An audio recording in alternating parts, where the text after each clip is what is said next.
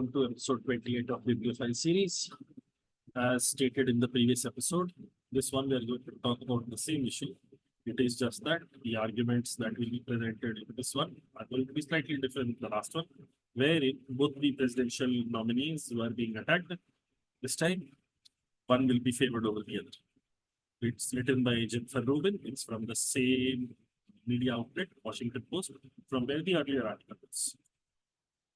The widespread media condemnation of a shoddy front-page Wall Street Journal article about President Biden slipping with age suggests we may have reached a journalistic inflection point. Now, an inflection point is something where it is a moment where you have to decide which path you take. Either you go here or you go here. Basically, in our more common English, would say a T point. You either go left or you go right. The journal article being in reference to the Wall Street Journal article relied almost entirely on the views of two highly partisan Republicans to support its Biden is slipping thesis.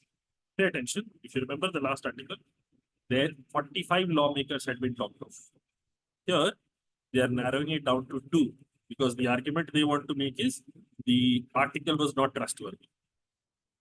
The journal article relied almost entirely on the views of two highly partisan people who are loyal to partisan Republicans to support its Biden is slipping thesis. House Speaker Mike Johnson and former Speaker Kevin McCarthy. Maybe the overwhelmingly negative response by other journalists to what was essentially the promotion of a right-wing meme will reduce such irresponsible reporting as the election year continues. Now, we are calling it irresponsible reporting without taking into account what the public sees in the interviews with Biden. We are calling it irresponsible by providing a half-truth of what the article was. Two people, two highly partisan Republicans were involved, but there were 45 people whose opinion had been taken on board. It's not like only these two people were talked to. This article entirely ignores the total population being contacted and only focuses on two in order to push its own agenda that that article is unfavorable and unreliable. The issue certainly goes beyond being influenced by MAGA narratives. MAGA narratives is Make America Great Again, which was the byline for presidential campaign of Donald Trump in 2016. And all the Trump supporters are usually known as MAGA Republicans or MAGA supporters. Being influenced by MAGA narratives or failing to adequately examine the mental and emotional state of felon and former President Donald Trump. See, because this article is written with the intent of making sure that you support Biden and oppose Trump, the tools used for making the argument or the way things have been framed, we are calling irresponsible reporting by ourselves hiding a fact or referring to Donald Trump as felon and former president. While this is accurate, this is not a realistic presentation of the facts. But given Trump's innumerable unhinged rants, it might just be time to rethink whether a candidate's psychiatric state is journalistically out of bounds. So nice. Our candidate is smart, we will not prove that. We'll simply say, our candidate is, if you think our candidate is weird, the other candidate is also weird. The other candidate is also mentally unhinged. And therefore, it should not be a factor at all. Rather, the journal's face plant should lead to a much larger discussion. Face plant is their embarrassing performance. Should lead to a much larger discussion. To what extent and in what way age matters to the performance of the chief executive. See, this is again reframing the question. Age was not what they were against. Age was not what they were against. They were against mental inadequacy. When your mental faculties are deteriorating, where you are unable to frame sentences or cognitive faculties are declining, that was the major argument presented. But here they will frame it as age matters to the performance of the chief executive. Not really. Age was not targeted. But then because they are trying to make the argument for Biden, they'll say age is what was being targeted. Because On age, you can still make arguments. Cognitive decline is much more apparent, and therefore that is not an area they would want to get into. Frankly, it has nothing to do with the sort of factors Biden's critics obsess over. Example, verbal slips, how fast he moves. Again, how fast he moves is more in reference to there have been numerous clips of Biden being out in public and him falling down some stairs or him falling off a bicycle. Lots of clips exist. Political journalists tend to deal heavily in the realm of politicians' quips and comebacks, as well as horse race politics and presidential visuals. Basically, how quickly and how smartly can you provide a response? How quickly and how smartly can you provide a response? One of the best examples of this was in 2008 presidential campaign time. Again, I forget the Republican Party nominee, but him and Barack Obama were in an interview. And the Republican Party nominee, back when the Republican Party was known for being the party that believed in fiscal responsibility and less spending, he made a statement that US has spent a lot on military, as in we have the highest military expenditure for some reason, blah, blah, blah. And then Barack Obama instantly quit. Of course, we also, as in the times have changed. Previously, we used to have the highest contingent of horses and riders on horses. Now we don't do that anymore because the situation has changed, because the way we fight wars has changed, the expenses have gone up, something along those lines. So he had given a very smart response. Or in the Hillary and Trump time, Hillary had made a comment that Trump avoids paying taxes. And then Donald Trump quipped very quickly, I avoid paying taxes because of the loopholes present in the tax code. If you want me to pay taxes, change the code. And then I know she will not do that because her donor friends will also take advantage of the same loopholes that I'm taking advantage of. Me taking advantage of those tax loopholes is me being smart. It is nothing bad on my part. Or something along the lines of Hillary has said, God, it's a good thing that he is not in charge of military and defense of the country. And then Trump responds it almost immediately. Yeah, because then you would be in jail. So as soon as politicians make quick remarks that insults the other side, they are usually viewed more favorably. It turns the tide in their favor. As well as horse race politics and presidential visuals. A presidential visual, the best example of this I can think is, if you've seen the top of the head of Biden, he barely has any hair, but he maintains those last remaining vestiges of hair because bald presidents are not viewed kindly. Baldness is somehow viewed as a sign of weakness. So he has a comb over of just a few hair on the top of his head because that is how a president should look. They naturally then come to think of a president with whom they interact in debates, news conferences, and interviews as a media performer.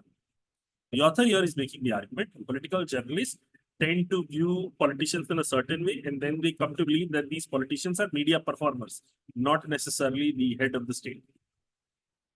Does he misspeak? Does he physically stumble?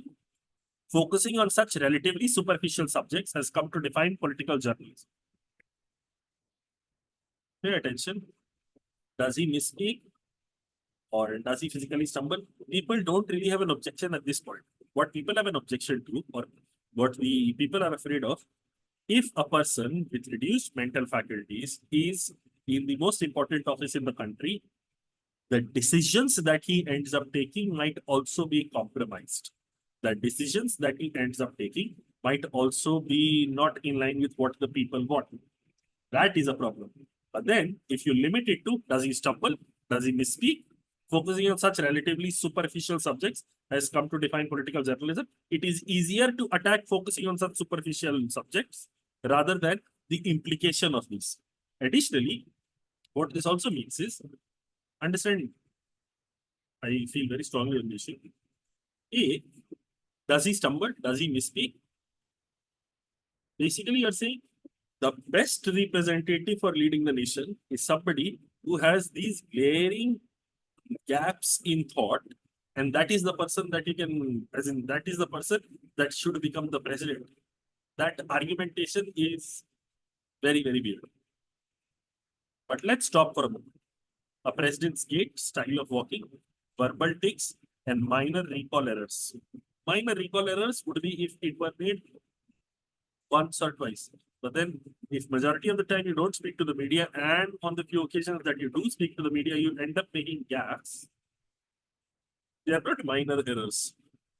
But okay, the president's style of walking, the verbal takes, and minor recall errors have virtually nothing to do with the job of being the president. The White House occupant is not a Jeopardy contestant, a stand-up comic, a talk show host or guest. The president is head of the executive branch and the commander-in-chief. Okay? The job of being president is executive management, something with which political reporters, as opposed to business reporters, have virtually no expertise. Managing things, that is the job of the president. We should be asking whether a candidate can absorb necessary details, make good personnel decisions, reach sound conclusions, evaluate risk, and consider the consequences of actions. Can the president separate personal interests from the interests of the nation, of allies, and even the planet? That is what the president does day after day. Understand? The person is trying to portray Biden in a favorable light, Trump in a negative light. Of course, Trump had hired criminals and crooks that when he hires them, he says they are the best people. But when he fires them, he's saying he is a bad person, he did this wrong, he did that wrong. Lots of people he did that. But for Biden also, if you're making the argument, if his job is only a management and it is about the people that he hires, how is he making those decisions? If his current cognitive faculties are diminished, how is he making those decisions? Perhaps under the influence of people who have not been voted into office, which is what the Democratic elite circle wants to do. The Nancy Pelosi's of the world and Schumer's of the world.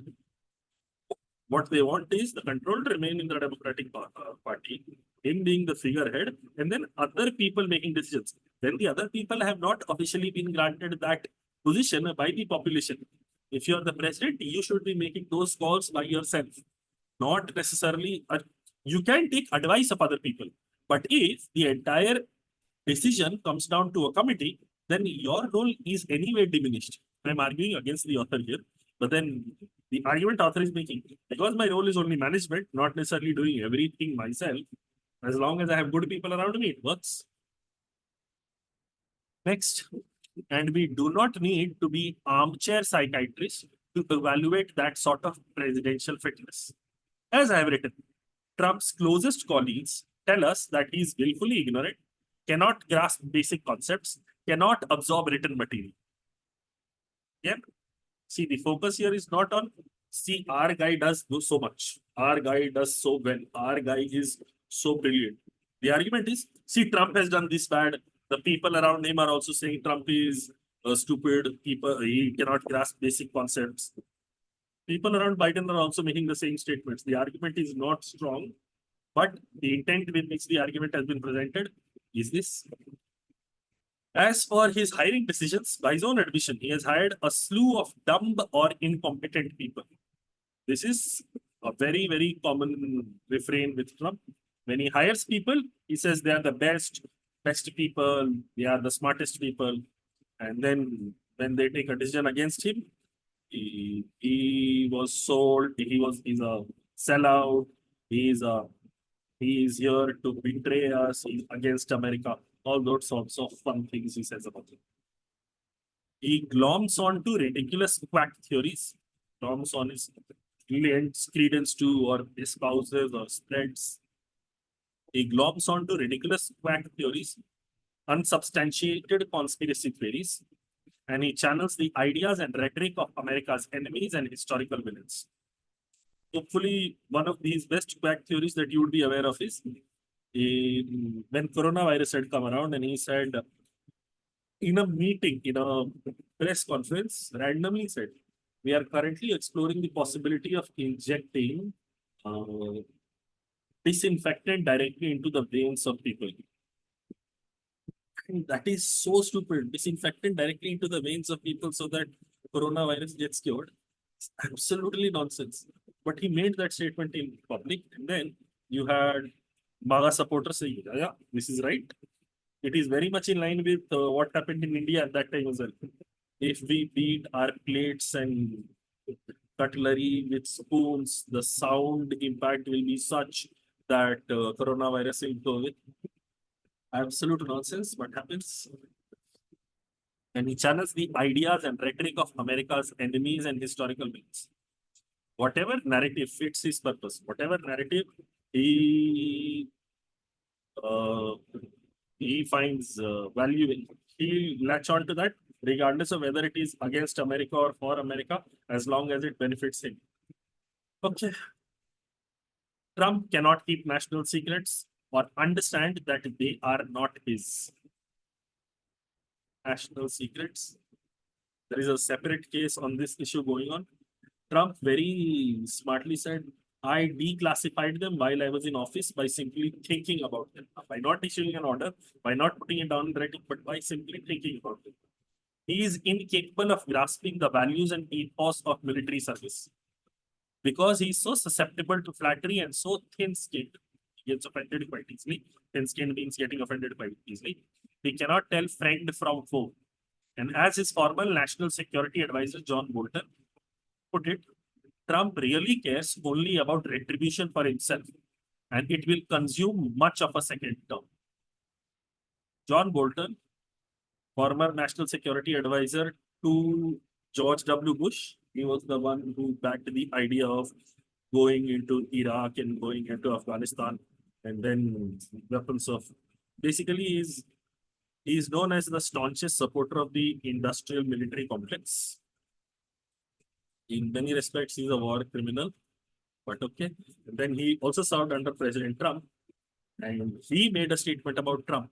Trump really cares about retribution for himself, and it will consume much of his income because Trump lost in the 2020 election cycle, and he felt he was hard done by, regardless of the truthfulness of the statement. He is going to engage in revenge. That is going to take up a lot of time in the second term that Trump has.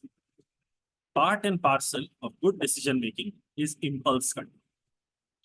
If one cannot refrain from lashing out in anger at allies, spilling secrets to US enemies, or launching personal attacks and threats against fellow Americans in defiance of court orders, no less. This is more to do with, while the current court case was on, there was a gag order placed on Trump by the judge. Trump violated that gag order 10 times. At least the last count I heard was 10 times. Because then the judge says, if you do it once more, I will consider putting you in jail, which was a very weird outcome.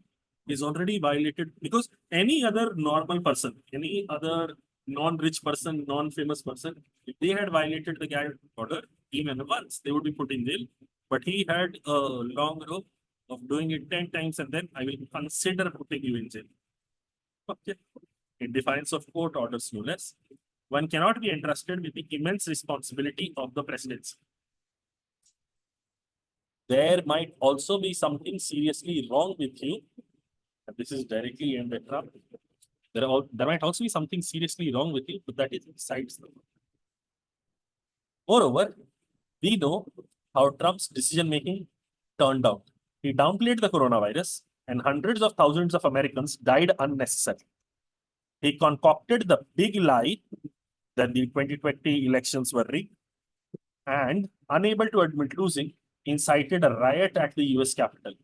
He didn't want to reveal embarrassing sexual impropriety, so he broke the law in New York 34 times. You don't need to understand, this is also incorrect. Him breaking the law in New York 34 times and his sexual impropriety, these are two different storylines. These are two different storylines. But okay, the A to B linkage has been made, although there doesn't exist one. You don't need to make specific medical diagnosis to see that the essential aspects of presidency, judgment, reading comprehension, discretion, unselfish decision making, appreciation for military sacrifice, are utterly beyond Trump. Hopefully you read this right now. The article for presidents, it's not age but judgment that matters. And the author clearly is leaning towards Biden. But instead of portraying how Biden is good at decision making, how he has uh, restraint and control and he is doing well, the entire article is about how Trump is bad, how Trump is bad, how Trump is bad. Because where would you point to Biden making good decisions? That is not available. Yes, he has taken one or two good decisions in his term. But then for a 4-year term, he could have done so much more. Yet he refuses to do that because politicians are politicians. They would rather win the election and do nothing than do something good for the people and then win the election. Hopefully, you understand the difference between the two things. At the most basic level, Biden, while 3 years older, can discern friend from foe, reverse the military, understand the values of alliances, generally hires capable advisors, puts together complex legislative deals, and exhibits inexhaustible empathy for others' suffering. See, when they were talking of the stupid errors that Trump has made, they had examples rattling off. But when it is for Biden, it is simply points. It is simply points. See, he reversed the military. He can discern friend from foe. He understands the value of alliances, generally hires capable advisors. Not a single instance has been mentioned where Biden has displayed his acumen in making good deals. And then see, he complies with the legal process, sitting down with special counsel Robert Keher, follows Supreme Court decisions, and then explores alternatives as he did on student debt and engages in successful international diplomacy. He talks in depth about policy. These claims are being made. He talks in depth about policy without necessarily referring to a specific instance where his policy decision has led to a good outcome for America. Because the primary argument that this author is trying to push is Trump is bad. How Biden is good, not really is not really the argument that they're going for. It's reasonable to conclude with age, Biden has gained immense experience. See, remember the framing earlier? Rather, the journal's face plan should lead to a much larger discussion. To what extent and in what way age matters to the performance of the chief executive? Frankly, it has nothing to do with the sort of factors Biden's critics obsess over. Age has nothing to do when it is against you. But here, it's reasonable to conclude with age, Biden has gained immense experience. When it was not suiting you, then age is irrelevant. When it is suiting you, then yes, age is wonderful. Formed relationships and absorbed data that helps guide his current decision making. The author has shied clear of absolutely every faux pas, every misspoken statement from Biden so far, because they are willing to promote Biden in the best manner possible. This is not an informative article. This is a very, very persuasive article trying to get you in the camp of Biden. Okay. Should we care that he walks more stiffly than he did 10 years ago? FDR served 12 years in a wheelchair. In fact, FDR was so popular as a president that during his presidency, a law was enacted that limited the number of terms that a president could serve to two terms, because FDR was so popular and his policies were so revolutionary that the people repeatedly voted him. His his inability to walk did not impact his mental acuity. See, they're comparing apples with oranges. FDR could not walk, but he was smart, he was sharp, he could take decisions, he took decisions in favor of the people, and therefore they kept on voting for him. Biden is not sharp. Biden is not taking decisions that help people. And there is a threat that with more mental decline coming up, Biden may end up making terrible decisions. But we will completely step that aside and we'll say the fact that he's walking more safely than 10 years ago. FDR served for 12 years despite being in a wheelchair. Absolute comparison of apples with oranges. But without focusing on the thrust of the argument, you'll realize they're comparing physical ailments and saying if one person with physical ailments of can serve for 12 years and do well, FDR is generally regarded as the best president America has ever had. To Biden's physical ailment, it is fine. In sum, the measure of a president, regardless of that office holder's level of primus or eloquence, is the capacity to perform a singularly important job, making good decisions on behalf of others, in keeping with our laws and national values. No reasonable person would conclude, based on all available evidence, that Trump can do so. Nobody would also say that Biden can do so. No fair person would conclude that Biden's age impedes him from doing so. We are not opposed to age because remember, if Biden is old, there is also another politician by the name of Bernie Sanders.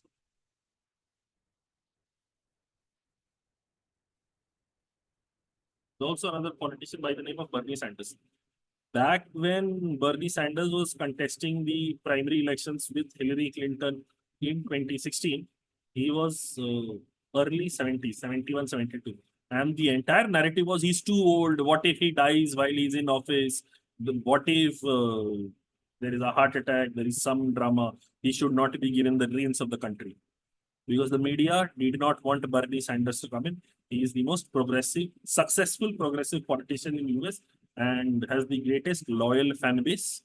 Everyone else is a compromise choice, but people who support Bernie Sanders support him with their because a lot of what he proposes, a lot of what he espouses is very, very realistic and in the help of the common population. It's very, very progressive. But then we are not opposed to age, or the population of America is not opposed to Biden's age. They're opposed to his mental faculties declining and the fact that he has not taken serious legislative steps to help the general population of the country. But then that seems to escape. See how this has been framed is instead of looking at weaknesses in both the candidates, Trump is bad. Nobody is arguing Trump is good. Trump is bad. But Biden is not good either. Why is it that we have ended up with these two options? Nobody is arguing for why is it that we have ended up with these two options? Because that would expose a very big hole in the entire American political process. Understand? Politicians need money to run their campaigns. The money comes from rich donors. Rich donors don't want status quo to change because currently the laws are framed. It is to their benefit. Additionally, these politicians, when they get the campaign donations from these rich people, they run money on networks. These networks will therefore not out the game of the politicians or the political parties. And that is how the entire general population is kept away from real decision making because what you get are images and stories that convince you of one side over the other side, and periodically it will keep on shifting. Okay, moving on. See, in 2008, when Obama came into power, he ran on Medicare for all. He ran on the idea that he will provide health coverage for everyone. That got watered down to Obamacare, where everyone was provided health insurance if you could afford to pay it, which is as good as the current state of affairs. But okay. Then in 2016, when Trump came in as an outsider. He's not a politician, he's an outsider. And because he had his own money, he would not engage, he will clean the swamp, he will empty the swamp that had been created in Washington. Then Trump came in and he did the exact same things that the other politicians were doing. Does not make a difference. And therefore, people voted for Obama, people voted for Trump. Both these cycles, they voted for the candidate that promised to bring about change. The argument that is being presented here, change or changing the state of affairs for the common population, that is not the thrust of the argument in either of those narratives, which is a very sad state of affairs. Okay. The statistical analysis is taking a little bit of time to come up. Here, the article length was of 872 words. There were 40 sentences. The article level was around 10th to 11th grade, and the reading score was 57.74. Hopefully, you learned something about the upcoming political brouhaha that is going to happen in uh,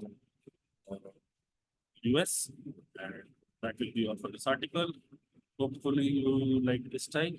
I don't know, depending upon if if we like it, please comment down below so that next week or in the weeks after that, in some future weeks, we have a repeat of this where the same article, same issue, two different write-ups on that so that we can analyze argumentation. That will be all. Have fun. Goodbye.